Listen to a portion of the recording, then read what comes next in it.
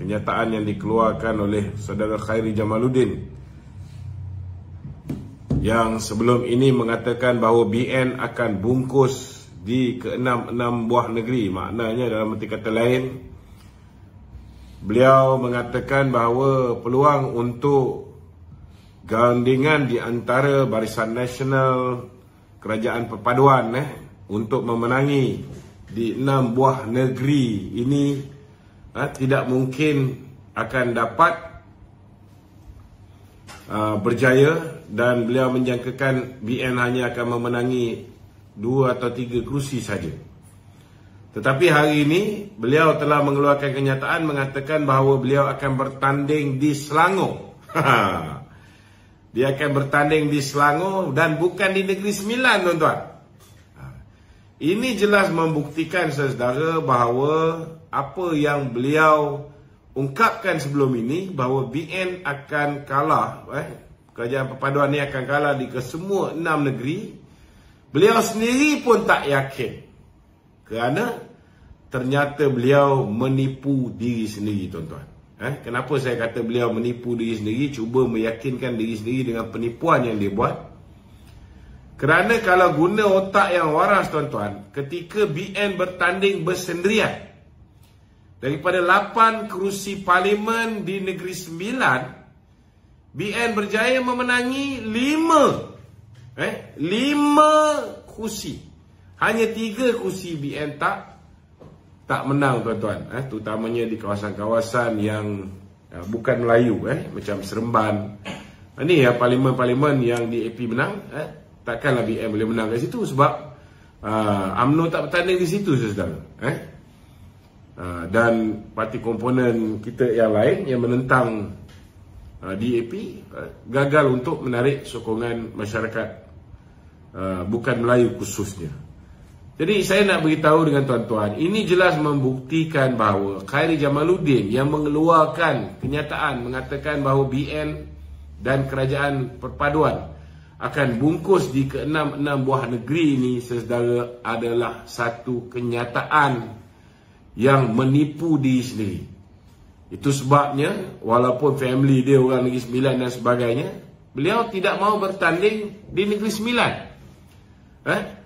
Kalau nak ikutkan, patut dia bertandinglah atas tiket Perikatan Nasional di Negeri Sembilan dan menjadi Menteri Besar di Negeri Sembilan. Dia kalau bertanding ni, tuan-tuan, dia tak akan bertanding hanya untuk menjadi wakil rakyat biasa. Dia akan bertanding sekiranya dia yakin dia boleh menjadi Menteri Besar. Patut dia bagilah norma tu untuk menjadi Menteri Besar dekat Selangor.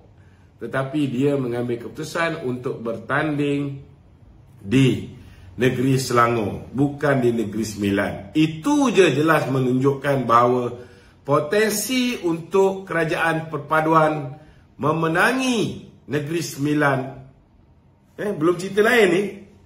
Kalau ikut saya ni, saudara, saya boleh jamin dengan tuan-tuan, Negeri Sembilan, Negeri Selangor dan Pulau Pinang confirm Kerajaan Perpaduan akan menang dengan mudah. Sebabnya, tuan-tuan, contohnya Negeri Sembilan tadi. Negeri Sembilan ni, saudara, BN memenangi 5 daripada 8 kursi. Dan yang contohnya macam Seremban, itu dimenangi oleh DAP. Kalau kita bersendirian pun kita boleh menang 5 daripada 8 kursi.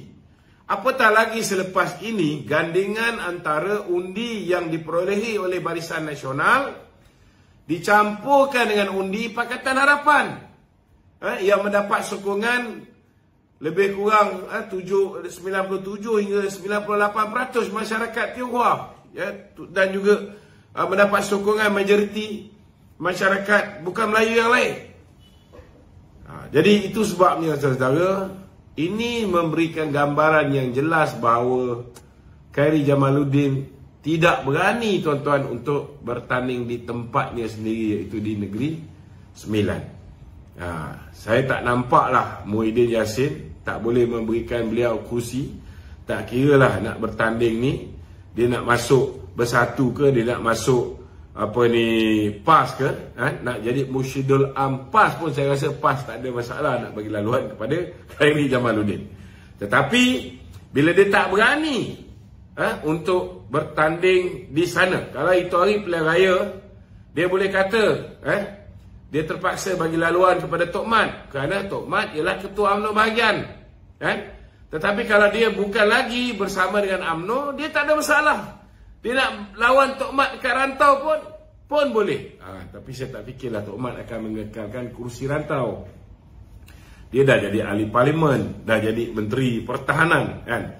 Tentu dia nak letak orang lain untuk bertanding di rantau. Tetapi saudara, kedudukan terkini Khairi Jamaluddin yang nak bertanding di Selangor ini jelas menunjukkan bahawa kenyataan yang beliau keluar mengatakan bahawa BN dan Kerajaan Perpaduan akan kalah 6-0, akan bungkus di 6 buah negeri, adalah satu cerita tahyul yang dia sendiri tidak percaya. Itu sebab dia tak nak bertanding di Negeri Sembilan, tuan-tuan. Norma juga tanya hari ni kan, dia katakan bahawa UMNO bakal kalah PRN kerana di kawasan kursi Majoriti Melayu kerana berkawan dengan DAP. Ya. Pertama sekali saya nak beritahu dengan Norma, saya ucap tahniah kerana beliau telah mengesahkan pengkhianatan dia dengan mengumumkan akan bertanding atas tiket akan berceramah atas tiket bersatu ataupun bertiket PAS. Jadi itu kita dah tahu lama, kan? Daripada awal lagi pun memang dia ada cita-cita nak ke sana, kan?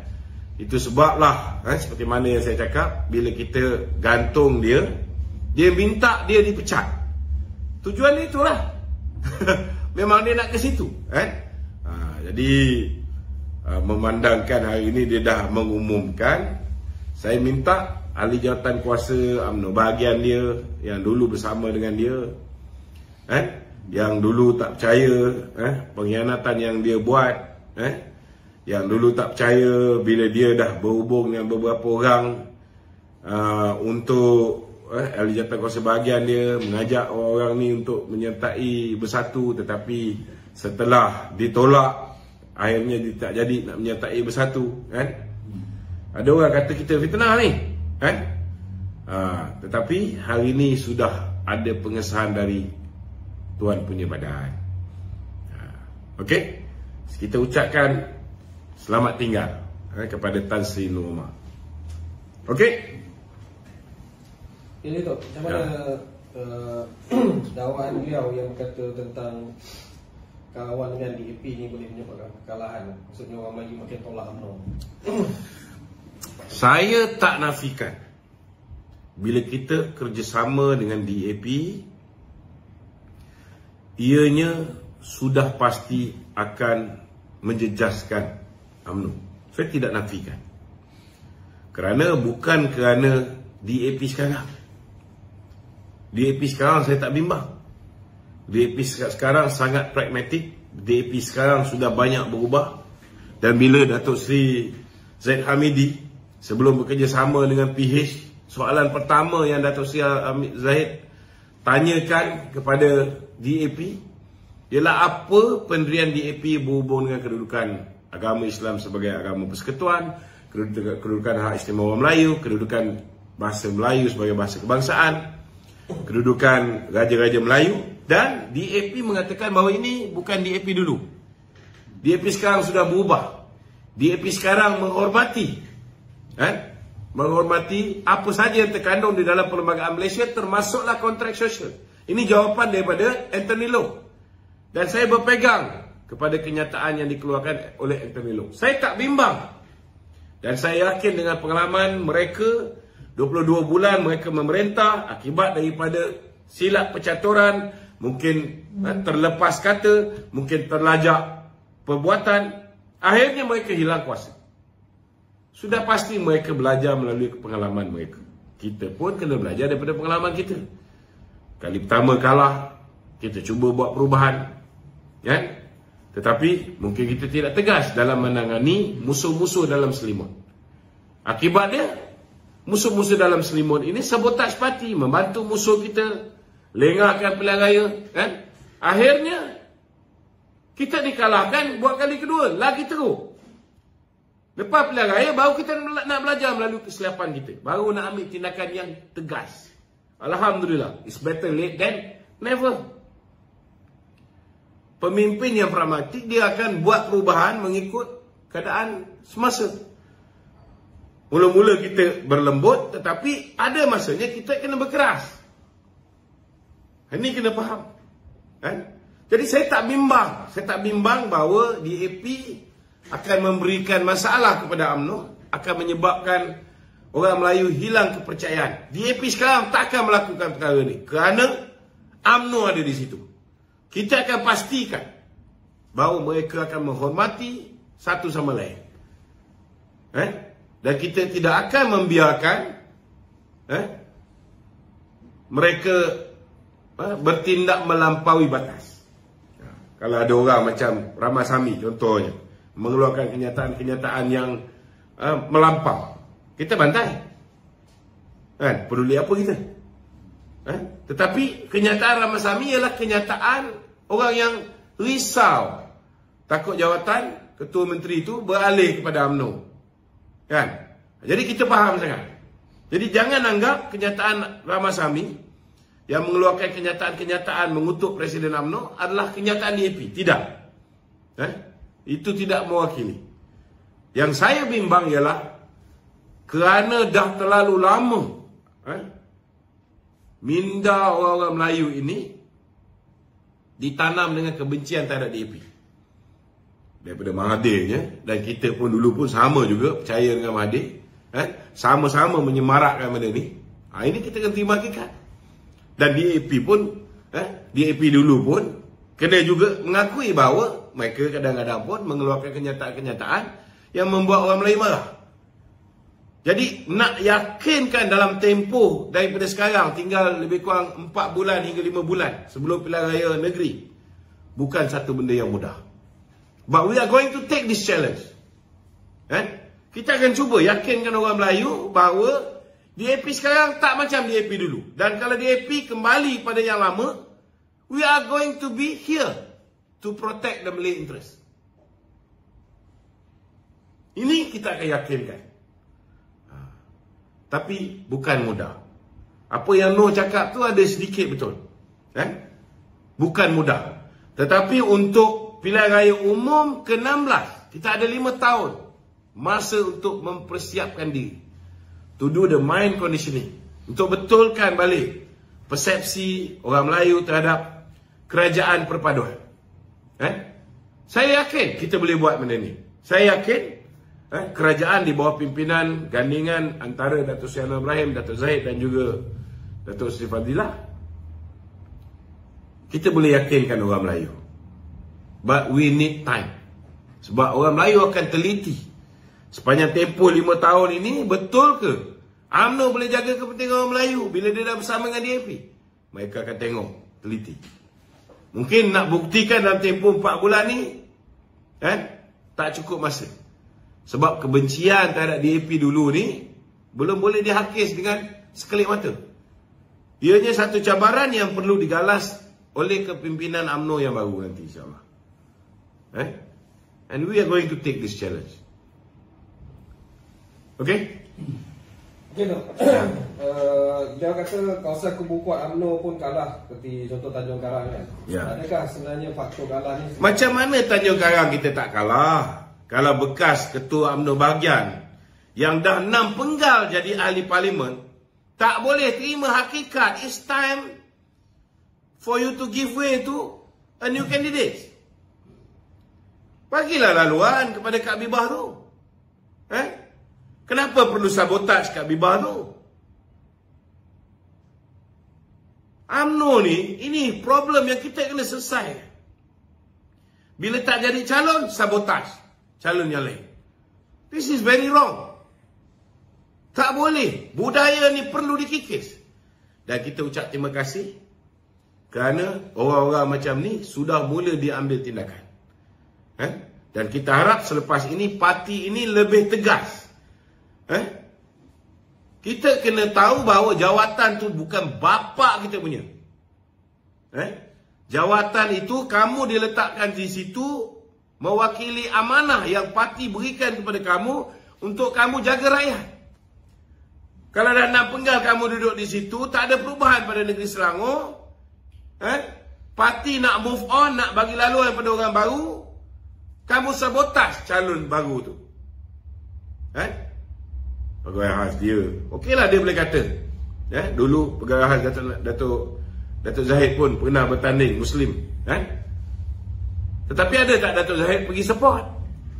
Ada tak Datuk Zahid berucap menghentam calon yang menentang Muslim di Sungai Besar? Ada tak? Tak ada. Ada tak bantu finance ke apa? Tak ada. Ada tak pegawai dia yang lain jadi wakil calon? Tak ada. Ini kita kena faham. No, tak payahlah nak cerita banyak. Dia dipecat kerana dia minta dia dipecat. Patutnya dia digantung saja kerana sabotaj parti. Kerana pelanggaran disiplin yang dia dah buat.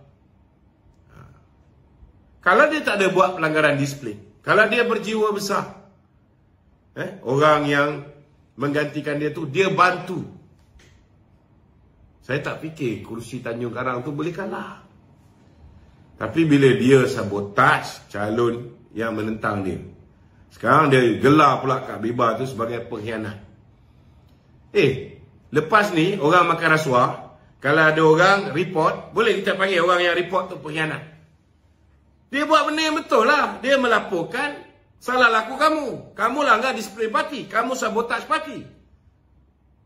It's her responsibility to report your wrongdoing. Ini kena jelas. Okey? Okey tu. Hari ini Datuk Seri Amar kata perlu bincang dengan UMNO jika mahu terima bekas pemimpinnya. Setujulah. Secantik-cantiknya tak payah bincang. Kita duduk dalam satu kerajaan. Bila kita duduk di dalam satu kerajaan, jangan kita ulangi sifat-sifat bodoh yang dilakukan oleh pemimpin PAS dulu. Kita lihat bila kita dengan PAS berada dalam satu kerajaan, apa PAS buat? PAS, hello, ada masalah? PAS mengambil ahli-ahli kita di Felda-Felda. Itu tak sepatutnya buat. Akhirnya PAS tak lama bersama dengan Barisan Nasional. Jadi kalau misalnya PKR menghormati Barisan Nasional, saya tak fikir PKR akan mengambil mana-mana ahli. Lebih-lebih lagi ahli yang dia nak ambil ni ahli yang orang benci. Betul kita tak nafikan ada golongan liberal, golongan khususnya bukan Melayu yang minat dekat Khairi Jamaluddin. Tetapi jangan lupa orang yang dipaksa oleh Khairi untuk mengambil vaksin, yang tak tahan dengan kenyataan dia mengatakan saya akan susahkan orang yang anti vaksin ni, dengan remaja-remaja yang lahir selepas tahun 2007 yang nak diharamkan daripada menghisap rokok dengan vape. Ini semua tindakan Khairi Jamaluddin. Jangan lupa benda tu. Itu juga memberi kesan kepada UMNO dan Barisan Nasional. Takkanlah PH pula nak jadikan biawak hidup ni salah satu daripada beban yang terpaksa tanggung. So fikir masa-masa. Tapi kalau bagi saya, yang paling penting sekarang ni mengekalkan kerajaan ini supaya boleh cukup 5 tahun. If that the case, they shouldn't even consider taking Khairi Jamaluddin. Kenyataan Fahmi Fadzil hari ni cakap sangat cantik.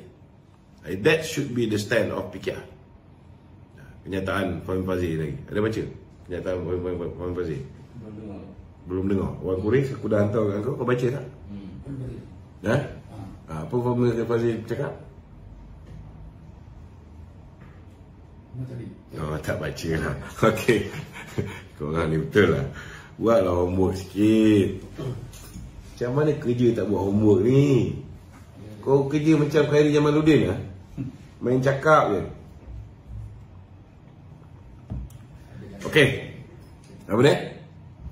Apa dia cakap? Kau baca tajuk je tu cukup.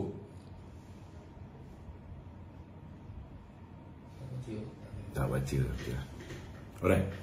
Ya tak? Pejar. Pejar. Beliau kata pemimpin parti Bersatu tidak perlu mengumumkan secara terperinci semua ruang yang diterima Bersatu sehingga membawa kepada pembukaan akaun itu. Bila time dia bekukan akaun kita, walaupun dulu 2012 NKRI rasuah, kerajaan cuba nak buat satu undang-undang di mana setiap parti politik dan individu politik mesti declare, kan? Pada ketika itu tidak ada orang yang setuju kecuali Perdana Menteri daripada UMNO dan Timbalan Perdana Menteri daripada UMNO, kan? Tetapi bila Datuk Seri Najib terima dana daripada Saudi, dia orang pertikaikan, padahal memang tidak ada undang-undang yang mengatakan perlu dideklar. Persoalan dia, hari ini duit yang mereka perolehi ini, kan? Duit mereka perolehi ini digunakan untuk merasuah pengundi secara besar-besaran seluruh negara. Dan ini menimbulkan tanda tanya bagaimana sebuah parti kecil yang baru setahun jagung ditubuhkan mempunyai dana yang luar biasa.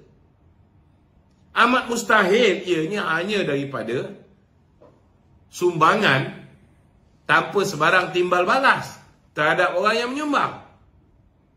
Dan lebih-lebih lagi, kita tahu bahawa sepanjang tempoh darurat 600 bilion dibelanjakan.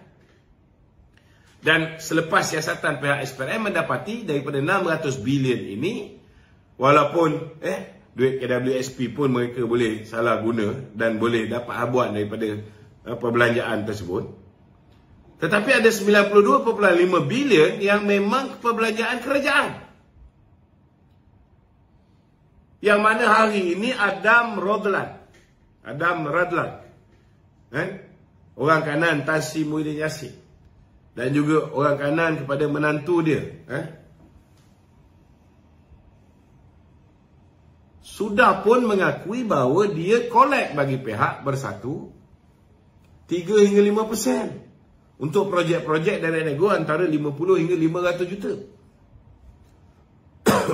So, hari ini bila dah jadi kes SPRM, bila SPRM dah siasat rasuah yang diterima, dah dapat pun 10 orang kontraktor, dan rasuah yang diberi, maka suka tak suka dia kena declare di dalam mahkamah nanti.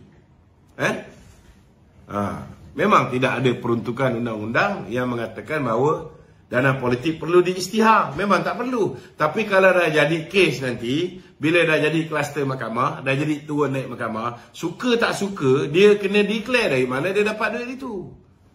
Peja kena faham dah ni, kan? Sama jugalah dari mana Peja boleh jadi kaya raya, adakah daripada konsesi-konsesi pasir yang dia luluskan ketika dia menjadi Menteri Besar di Perak. Benda tu dia kena declare, kuari-kuari semua sekali. Jangan lupa balak dan sebagainya. Itu belum masuk lagi bab dia. Jangan lupa ketua penerangan yang dok cakap banyak ni pun ada juga kes. Semua menunggu masa je. Nunggu masa.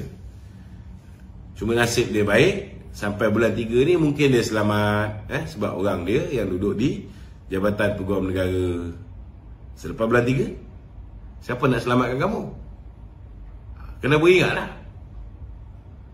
Hari bolehlah dia angkat muka, hari ni bolehlah dia mendabik dada. Betul tak? Selepas bulan 3 macam mana? Okey? Apa komen Datuk tentang pemotongan peruntukan kepada ahli parlimen?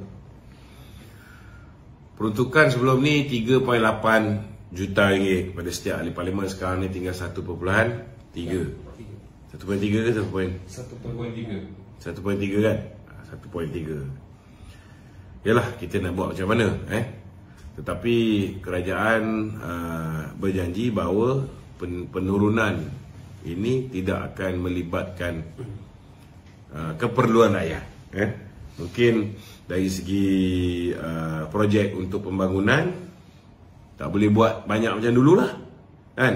Nak repair jalan apa semua mungkin kurang, tapi perkara-perkara berkaitan dengan kebajikan rakyat, kan? Contohnya untuk bantuan-bantuan kepada orang miskin, dan ada masalah-masalah kesihatan dan sebagainya, yang ini insya-Allah tidak akan diabaikan oleh kerajaan. Kita kena faham, kerajaan hari ini mewarisi sebuah kerajaan yang hutang dia meningkat mendadak daripada 686.8 bilion, hari ini sudah double. BN dulu memerintah 62 tahun baru dapat hutang 686 bilion. Dan sebelum pilihan raya turun lagi. Suku pertama 2018 tu dah tinggal 48%. 686 tu lebih kurang 50.8% daripada GDP kita. Tapi bila suku pertama tu dah turun lagi, dah tinggal 48% daripada GDP. Tapi lepas bagi kat Mahathir, lepas bagi kat Muhyiddin, hancur. Hutang meningkat dengan amat dahsyat. Jadi hari ni saya cakap terus terang, sebelum pilihan raya pun kita dah cakap, siapa pun jadi kerajaan selepas pilihan raya umum ke-15, it's not going to be easy, because kita mewarisi sebuah kerajaan yang sudah berhadapan dengan masalah kewangan yang amat dahsyat. Tapi kita harap kerajaan di bawah pimpinan Datuk Seri Anwar Ibrahim ini akan mencari solusi bagaimana nak diversify our source of income. Penting, kena fikirkan. Kalau kita rasa GST ni kalau dilaksanakan sekarang boleh membebankan lagi rakyat apa semua, kita perlu tangguh, kita tangguh dulu sehingga keadaan tenang. Keadaan sudah cukup kondusif untuk melaksanakan GST. Tetapi kita tak boleh tangguh mencari kaedah-kaedah lain untuk mendapatkan pendapatan bagi negara. Kena fikirkan macam mana sektor pelancongan ini perlu dirancangkan dengan menambah elemen-elemen baru. Kalau hari ini banyak benda yang sebelum ni tak dinampak sebagai boleh mendatangkan hasil dalam sektor pelancongan, mungkin kena explore lah. Mungkin hari ini pelancongan ni tak boleh diambil kira, bawa orang turun untuk pergi ke pantai, untuk pergi ke pergi ke kita punya Genting Highland saja, betul tak? Kena explore benda lain yang boleh menyebabkan orang datang ke sini. Buat konsert ke, ataupun buat event-event besar berkaitan dengan motor show ke, buat event besar macam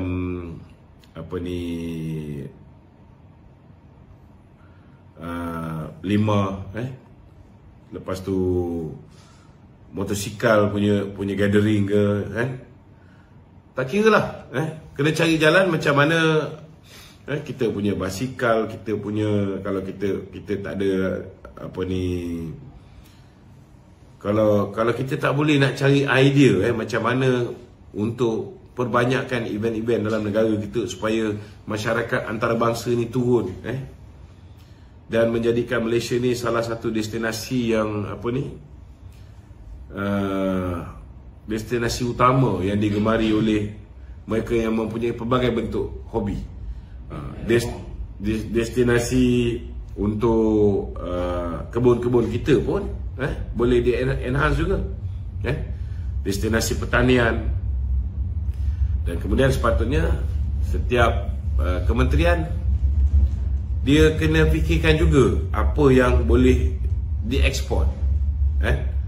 Janganlah reti nak import je. So apa juga benda yang kita boleh eksport keluar. Kena fikir luar kotak lah. Saya yakin kalau misalnya kerajaan buka kepada umum, macam mana, siapa yang boleh bagi idea. Kalau sebelum ini orang nampak pendapatan tu daripada sumber-sumber yang senang mereka perolehi. Tapi ada setengah-setengah orang jadi kaya-raya daripada pendapatan yang tidak dijangka-jangka. Contohnya macam Elon Musk orang duk ingat dia kaya kerana buat kereta elektrik. Betul tak? Tapi sebenarnya dia kaya bukan kerana dia buat kereta elektrik. Sebenarnya kereta elektrik tu, bila kita contohnya lah, kalau ada industri bas, bas kan mengeluarkan karbon dioksida yang banyak, bas diesel lah terutamanya. Kalau kita tukar bas tu kepada bas elektrik, itu pun boleh mendatangkan hasil yang besar. Itulah apa yang Elon Musk buat. Dia claim carbon credit. So kena cari jalan lah macam mana industri-industri baru yang orang belum cebur ni, kita kena faham dan kita kena laksanakan dalam negara. Kena diversify our source of income. It's not easy, hopefully kerajaan ni adalah pasukan yang boleh memikirkan ke arah itu. Kalau tak ada, engage kawan-kawan yang berada di luar ni untuk membantu. Dan galakkan dia orang ni. Buatlah pertandingan-pertandingan inovasi dan sebagainya. Galakkan dia orang. Takkan kita tak boleh buat benda tu. Okey. Daripada cerita KJ tadi tu, KJ kata dia minat tanding di Selangor dan dia ada ditawarkan menjadi ada parti lah menawarkan dia menjadi menteri besar atau calon menteri besar. Adakah parti-parti yang menawarkan dia sebagai poster boy di Selangor ini sudah ketandusan calon yang berintegriti? Kononnya kalau ada lah. Makan apa?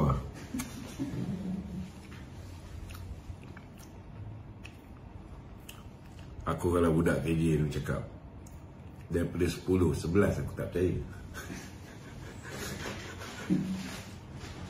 So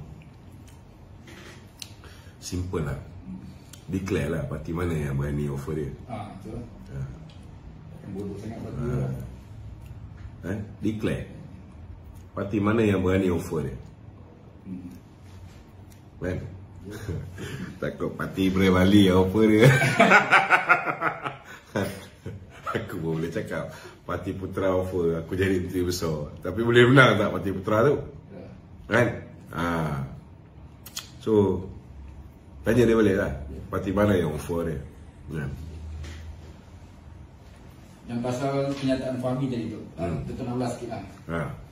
Apa signifikan yang mengatakan bahawa Fahmi kata tanpa KJ, tanpa Norma ni Selangor UMNO boleh menang banyak. Betul lah.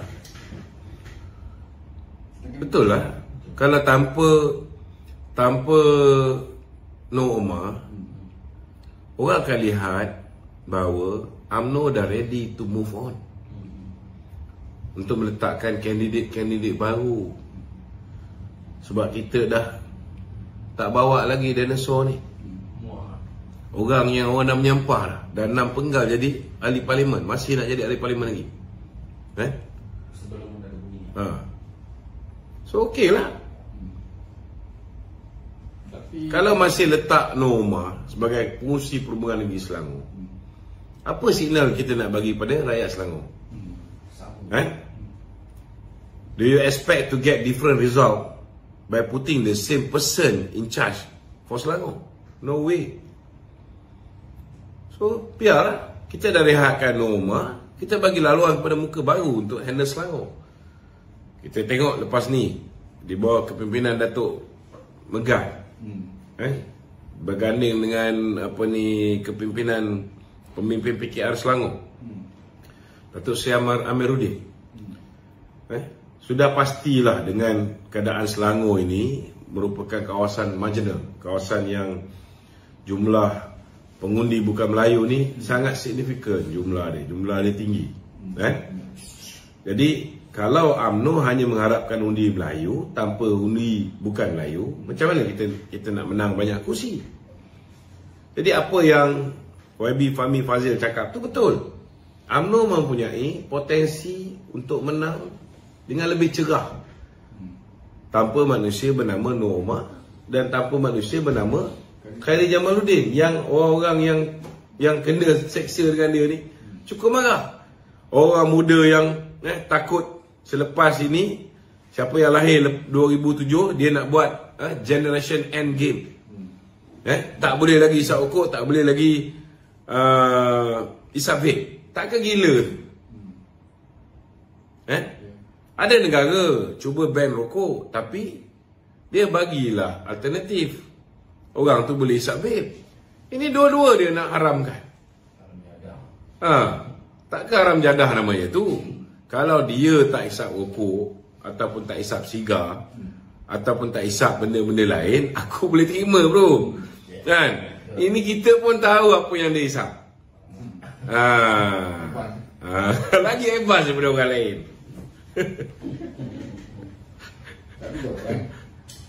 Tapi untuk kenyataan tu bila dibuat oleh pada yang masa yang sama tu Naib Presiden kita kata kita nak pecat KJ, pecat dekat PET ni semua tu akan hilang undi orang muda ni. Akan hilang undi orang muda ni. Dia macam ni lah. Saya nak tanya, 2018 pilihan raya umum yang ke-13, siapa ketua pemuda UMNO ketika itu? Antara silap besar yang dilakukan oleh Datuk Seri Najib ni, kita kena terima. Semua orang ada melakukan kesilapan. Kesilapan besar Datuk Seri Najib zaman dia jadi Perdana Menteri, Menteri bawah 40, KJ seorang. Dia betul-betul empower KJ. Tak ada saingan. Tidak ada saingan. Begitu besar dia beri kepercayaan pada KJ. Last kali kalah pilihan raya, budak ni lah tikam dia dulu. Betul tak? Tapi bila dia jadi ketua pemuda UMNO Malaysia, bajet luar biasa, bagi lagi tanggungjawab, bagi dana untuk dia promote apa dipanggil TN50. Menang tak kita? Menang ke kalah? Kalah. Sama juga dengan Petra.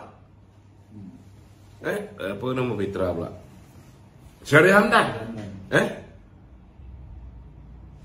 Dia ialah naib ketua pemuda UMNO. Dia naib ketua pemuda UMNO.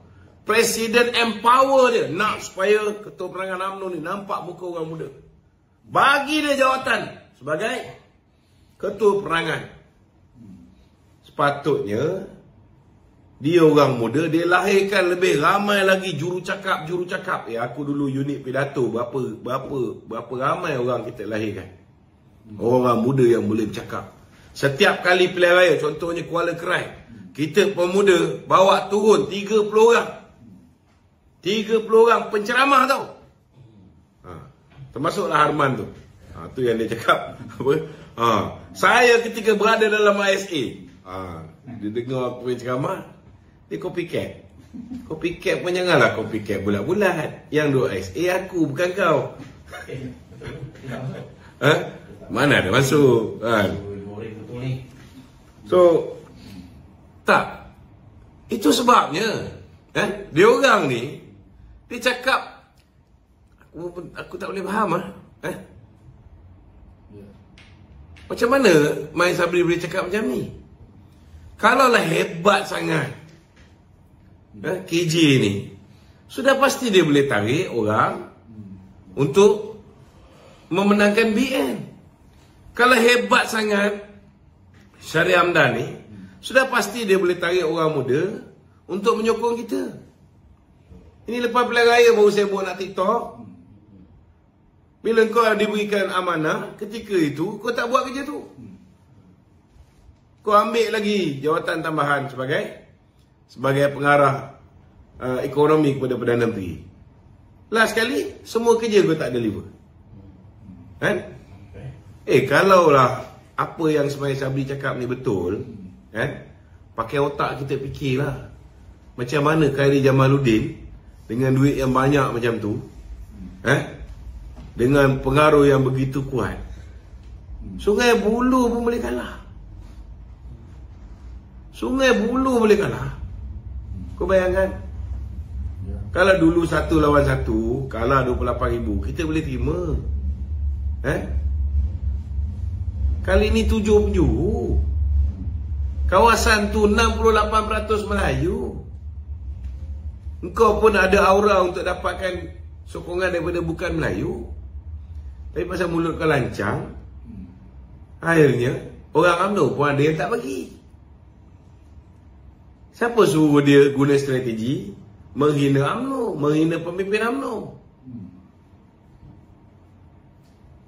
So kalau dia tak boleh memenangkan dengan magnet, kononnya ada magnet dia ni, ada magnet boleh tarik orang muda.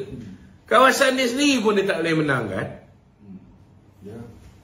Syahrir pun kita letak di kawasan yang selamat dekat Alun Raja. Dulu dah letak kat Kuala Langat, tak servis.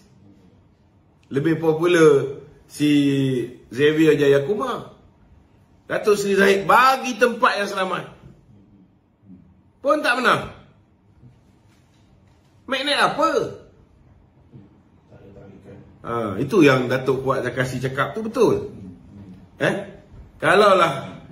Kalaulah apa yang Ismail Sabri ni cakap betul, bahawa KJ ni boleh tarik orang muda, yang kau jadi poster boy, buat apa? Bagilah KJ jadi poster boy, kan? Tall, dark and handsome. Aku nak tengok berapa ramai yang akan undi parti dia. Letaklah. Kenapa dia berdegil nak jadi poster boy? Bagilah KJ jadi poster boy. Tak ada pula dia cakap ketika tu. Betul tak? Ini Mai Sabri ni saya tak faham. Saya betul-betul tak faham. Kalau nak pencen, buat cara pencen. Tak payahlah cerita MT pilih kasih. Memang dia cakap tu betul. Memang MT pilih kasih. Saya tak setuju dengan MT. Sebab bila parti putuskan, MT putuskan supaya dia dan kawan-kawan dalam kerajaan tarik diri daripada menyokong Muhyiddin, ada dia ni tak? Ada dia tarik? Dia tak tarik. Dia ingkar arahan MT. Tapi ada tak MT ambil tindakan terhadap dia? Tak ambil. Tak ambil. Betul tak? Memanglah MT pilih kasih. Bila aku, cepat je pecat. Betul tak? Bila dia ada tanda tangan perjanjian sulh, MT tanya ada tak perjanjian? Dia kata tak ada. Sekarang dah terbukti ada. Tapi ada tak MT ambil tindakan terhadap Ismail Sabri? Ada? Tak ada. Pilih kasih lah tu. Betul lah apa yang Ismail Sabri cakap. MT pilih kasih. Dia di parlimen tu. Pilih dia tu. Isyamuddin Tun Hussein pun ahli parlimen juga. Hari ni nak beritahu ni, hari ni dia boleh keluar dia berbincang dalam TikTok bersama dengan pemimpin PAS, calon PAS dia, sekali dengan Syafiq yang murtad tu. Syafiq apa nama? Syafiq Alim. Yang murtad dulu, yang dalam live dia istiharkan dia keluar daripada agama Islam. Tapi banyak juga yang bangang masih lagi dengar cakap orang murtad ni. Aku pun tak faham. Kalau agama dia pun dia boleh tukar. Parti dia dulu UMNO dia masuk bersatu tu tak apa lah. Ini parti. Ini agama pun dia boleh keluar. Dia boleh isytihar dalam live dia. Mai Sabri boleh puji pula. Dia boleh puji. Dia kata apa? Dia kata kita memang perlukan pencerahan-pencerahan daripada geng-geng TikTokers macam ni. Aku tak tahulah sama ada dia bebal sangat tak sedar bahawa itu orang bersatu, itu orang PAS, geng-geng belah sana. Takkanlah kau tak buat homework budak perempuan yang mengatur benda tu, takkan tak beritahu ini orang bersatu, orang PAS. Engkau naik Presiden UMNO, you should be doing that job. You yang sepatutnya buat kerja-kerja memberikan penerangan kepada rakyat, memperjelaskan. Tetapi apa yang dia buat? Hari ini kenyataan-kenyataan yang dia keluar mengelirukan lagi kaum B. Ini yang berlaku. Dia boleh puji pula musuh kita. So dia sebenarnya di mana? Dia dengan kita ke? Dia dah pergi belah sana. Kalau alang-alang nak pergi belah sana, pergilah. Tinggalkan UMNO. Jangan jadi gunting dalam lipatan. Pilih. Nak ke sini ke nak ke sana? Kalau lebih selesa bersama dengan bersatu, bersama dengan PAS, pergilah. Pergi. Tinggalkan kursi tu. Kau menang di Bera tu atas tiket Barisan Nasional. Pergi. Tapi kalau nak pencen, buat cara pencen. Bila dia nak pencen, dia cakap dia nak pencen, kita pun tak tegur dia. Kita pun tutup mata, sebelah mata. Sebab kita ingat dia betul-betul nak pencen.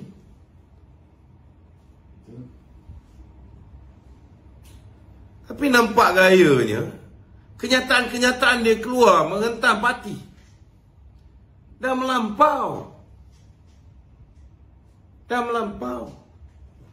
Takkan kita nak diam. Ini parti kita kena jaga. Dia merosakkan sokongan rakyat. Dia nak menangkan calon-calon geng dia. Dia nak menangkan calon-calon yang pro dia. Kita faham. Dia nak pastikan bahawa ketiga-tiga naik presiden ni tim dia. Dia nak pastikan MT yang menang ni tim dia. Dia nak pastikan ketua pemuda yang menang, ketua wanita yang menang, ketua puteri yang menang, tim dia. Kita faham. Tapi kena ingat, setiap apa yang dia cakap tu is recorded. Dia ingat dia bersembang dengan 5-6 orang, dengan geng-geng PAS, dengan bersatu ni orang tak tahu. Tetapi orang rakam benda tu, orang dah viralkan. Dan ini berpuluh tahun orang akan ingat apa yang dia buat. Ketika dia masih lagi berada dalam UMNO, dia dah khianat UMNO. Orang ingat benda ni. Dia puji orang yang nak benamkan UMNO. Macam mana? Engkau naik presiden kanan, kau naik presiden bekas Perdana Menteri. Kau jadi Perdana Menteri bukan wakil bersatu. Kau wakil UMNO. Setiap tindakan kamu memberi kesan negatif kepada BN juga. Betul. Cukuplah. Tak cukup lagi nak pecah belahkan, nak kalau boleh jahanamkan betul kapal ni, baru dia nak pencen. Jangan lupa anak dia pun ada masa depan. Anak dia pun ada masa depan. Kau dah berhenti politik, tapi anak-anak kau belum ambil lagi. Setidak-tidaknya jangan sampai bila keluarga kita keluar, orang pandang keluarga kita ni dengan satu pandangan yang jijik. Kena ingat, hari ni bila dia balon parti, memang betul lah dekat Instagram dia tu, dia dapat sokongan daripada geng-geng Perikatan Nasional. Bukan main lagi, teruskan Datuk Seri, voice apa ni, voice for us lah, apa benda macam-macam lah, orang puji dia. Tapi buka lah profil seko-seko tu, kenal pasti dia orang ni geng mana. Bukan orang UMNO pun. Bukan orang UMNO pun. Cuba tengok orang keliling dia. Orang keliling dia pun nasihat dia suruh diam. Orang keliling yang dekat dengan dia dulu pun nasihat dia suruh diam. Sebab dia tahu kalau Ismail Sabri ni cakap banyak, bukan setakat Ismail Sabri pun yang akan kena.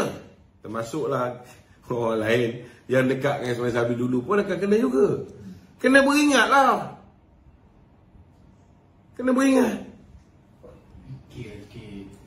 Dia pun kena tahu dia pergi jumpa tuanku dia minta apa. Jumpa Anwar apa dia minta. Kita tahu apa dia minta. Tahu pun takut. Tapi janganlah. Cukuplah. Apa faedah dia dapat kalau UMNO ni jahanam? Apa faedah dia dapat? Betul. Kalau 3 orang naik presiden ni, ataupun kalau dia bertanding balik, dia jadi naik presiden nombor 1 lah. Contohnya lah. Kalau ada lah yang bengap sangat, bagi lagi dia orang ni semua menguasai UMNO. Kemudian dia berjaya singkirkan Datuk Zahid, berjaya singkirkan Tok Mat. Mungkin worst case scenario bersatu pun kata tak apalah, kita bagi UMNO. Janji kita dapat kerajaan, kita tak jadi kluster mahkamah. Mungkin dia jadi Perdana Menteri. Tapi apakah jadi pada masa depan UMNO? UMNO takkan nak tanding 26 kursi UMNO menang je? Takkan nak ambil daripada 18 kursi mungkin dapat 5 lagi? Boleh bertanding 3-1. Habis yang lagi 160 UMNO bahagian ni nak buat apa? Tidur. Tutup bahagian. 74 kursi yang dimenangi oleh puak-puak PN, sampai mati UMNO takkan dapat. Jangan harap. So janganlah fikir tentang nak dapat jadi Perdana Menteri saja. Fikir pasal parti ni. Apa akan jadi pada parti ni kalau kita kerjasama dengan Perikatan Nasional? Kita sama-sama Parti Melayu yang kerja undi Melayu, yang bertanding di kawasan Melayu. DAP tak bertanding kawasan kita, bertanding. PKR pun banyak fokus di kawasan-kawasan Melayu bandar. Yang nak rebut kawasan kita dan dah berjaya curi kawasan kita menggunakan duit, menggunakan fitnah ni, ialah Perikatan Nasional. Kau masih nak rampas parti ni, hanya nak bawa kita jadi keldai kepada Perikatan Nasional. Betul lah dia letak kita sebagai Perdana Menteri. Tapi tengok, tanya dengan Ismail Sabri, bila dia jadi Perdana Menteri, baca balik perjanjian tu. Ni ramai orang tak tahu. Separuh daripada peruntukan Perdana Menteri pergi kepada Muhyiddin Yassin. Apa jadi peruntukan timbalan Perdana Menteri?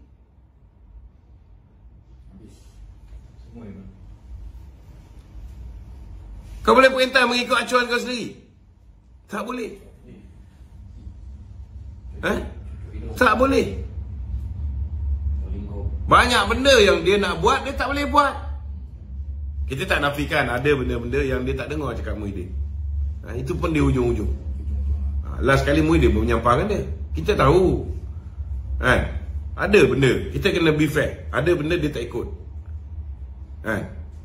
Tetapi cukuplah, takkan nak berulang sekali lagi.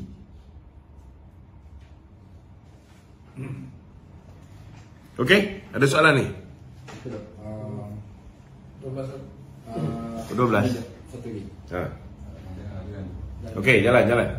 Okey, ini pasal PAS tu. Pernyataan Nadia Awang tu. Dia kata tuduhan yang mengatakan PAS merasuah pengundi ketika pilihan raya adalah terlalu kecil tu, berbanding dengan sedekah, amalan sedekah yang tak bermusim dia buat itu. Macam mana? Dia kata orang yang mengatakan PAS merasuah pengundi ketika pilihan raya adalah terlalu kecil berbanding dengan amalan rasuah yang amalan bersedekah tu dia buat yang tak bermusim. Mana rasa sedekah tapi benda. Kalau nak kira dari segi sedekah ni, kau beritahu aku parti mana yang pernah bersedekah lebih banyak daripada Barisan Nasional? Tak payah duk sembang lah. Politik Barisan Nasional ialah politik servis. But it is proven that orang tak hargai pun politik sebisnes. Program ziarah kasih kita buat ni semua sekali, adakah itu dapat diterjemahkan menjadi undi? Tidak. Tapi UMNO bila kita buat tu, kita buat ikhlas. Walaupun kita tahu ianya tidak diterjemahkan menjadi undi. Apatah lagi setiap orang yang kita bantu tu tak ada pun kita suruh, wallahi saya undi UMNO. Tak ada. Kan? Kita tetap buat. So kalau nak sembang cerita tentang sedekah ni, tak payah duk sembang lah. Apa yang BN buat ni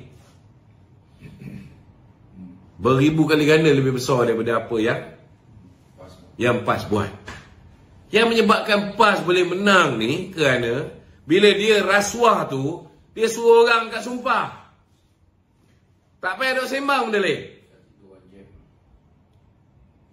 Kalau dia orang bagi rasuah tapi tak suruh kat sumpah, undi pun silap tak dapat.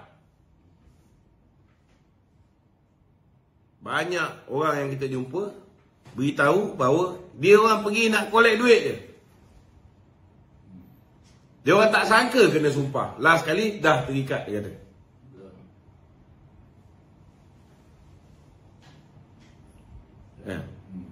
Tak payah duk sembang. Memang kita tak nafikan. Memang dia ada bersedekah. Dan kita juga tak nafikan dia banyak collect duit.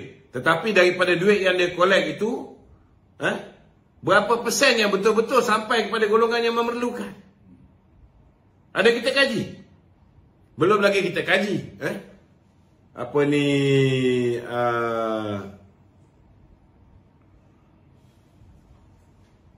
ada satu program dia panggil apa? For Palestine tu.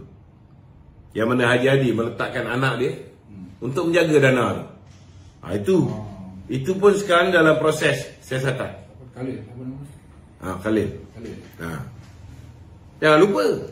Itu pun dipertikaikan, dia lantik anak dia untuk jaga dana tu. Apa? For Palestine. Depan dia ada perkataan sikit. Save Palestine. Save for Palestine, bukan save. Ya, tapi dia tak nolak lah, kata rasuah tu kecil je berbanding dengan sedekah dia buat. Mana ada rasuah tu? Apa kejadahnya kecil. Yang kau bagi sedekah tu ciput. Yang kau bagi rasuah tu satu kepala. Ada yang sampai RM600. Yang kau bagi dalam envelope pun 300.5. Yang kaki kelepek pun ada juga. Ada yang patut bagi 300.5 janji, betul bagi RM100, orang mengamuk. Ada juga. Okey. Ada tu dilasuk. Ni daripada komen kan ni. Dia tanya apa pandangan Datuk sekiranya pilihan raya negeri nanti PH dan BN kalah 5 negeri kecuali Penang. Tak betul. Dia kata apa pandangan Datuk lah kalah. Pandangan saya Penang, Selangor dan juga Negeri Sembilan, saya yakin menang 100%.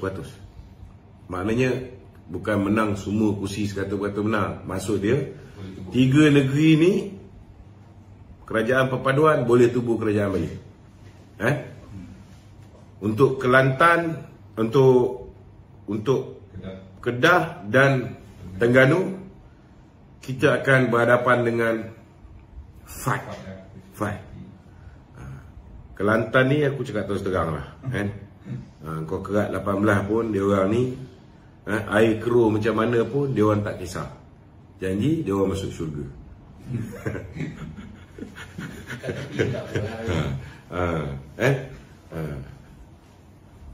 Sebab dia orang ni jenis yang mandi setiap pagi, dia mandi teh ais pun dia tak kisah.